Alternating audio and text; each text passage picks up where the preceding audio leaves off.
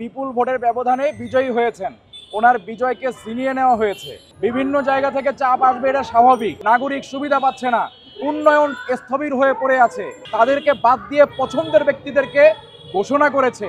আমি আপনাদেরকে পরিষ্কার বলতে চাই, ইসলামী আন্দোলনের সিনিয়র নায়েবে আমির মুফতি ফয়জুল করিম শাহেকে চরমোনাই, উনি বিপুল ভোটের ব্যবধানে বিজয়ী হয়েছেন। আমাদের হাত পাখার কর্মীদেরকে ভোট দিতে দেওয়া হয় নাই, তারপরও উনি বিপুল ভোটের ব্যবধানে বিজয়ী হয়েছেন। ওনার বিজয়কে ছিনিয়ে নেওয়া হয়েছে। তো বিধায় যেহেতু 5 আগস্ট পরবর্তী বাংলাদেশ, এখন সংস্কার চলছে সব জায়গায়। আমরা মনে করি বরিশালেও মেয়রের আসন খালি, মেয়র বর্তমানে পলাতক, বরিশালের অবস্থা ভালো না, মানুষ নাগরিক সুবিধা পাচ্ছে না।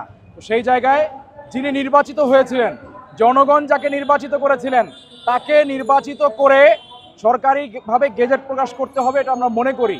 এখানে যুক্তি একটাই, তিনি জনগণের ভোটে বিজয়ী হয়েছিলেন। আমরা শুধুমাত্র অমুক জায়গায় অমুককে ঘোষণা করা হলো কেন, আমাদেরকে দিতে হবে, বিষয়টা এরকম না।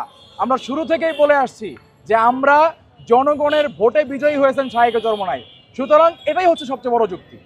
এর পরের যুক্তি হচ্ছে যে তাহলে বিভিন্ন জায়গায় যেহেতু ওই সময় নির্বাচনগুলোকে ফলাফলকে অবৈধ ঘোষণা করে তাদেরকে মেয়র ঘোষণা করা হচ্ছে, সেই অর্থে মুফতি ফয়জুল করিম এদের সবার থেকে আরো আগে মেয়র ঘোষিত হওয়ার কথা ছিল। টানা সপ্তমবারের মতো বেস্ট টিস্যু পেপার ব্র্যান্ড হিসেবে স্বীকৃতি পেয়েছে বসুন্ধরা টিস্যু। বিভিন্ন জায়গা থেকে চাপ আসবে, এটা স্বাভাবিক। এখন যেটা হচ্ছে বাংলাদেশে অন্তর্বর্তীকালীন সরকার আসার পর থেকে আমরা ইসলামী আন্দোলন বাংলাদেশের আমির পীর সাহেব চরমোনাই স্পষ্ট বলে দিয়েছেন যে আমরা আপনাদের সংস্কার কাজে সহযোগিতা করব। তা আমরা দেখতে পাচ্ছি যে সংস্কার চলছে আলহামদুলিল্লাহ, কিন্তু মানুষ নাগরিক সুবিধা পাচ্ছে না। বিভিন্ন জায়গায় নিরাপত্তা নাই। আমাদের বরিশাল নগরীতে নিরাপত্তাহীনতায় ভুগছে মানুষ, নাগরিক সুবিধা পাচ্ছে না, উন্নয়ন স্থবির হয়ে পড়ে আছে।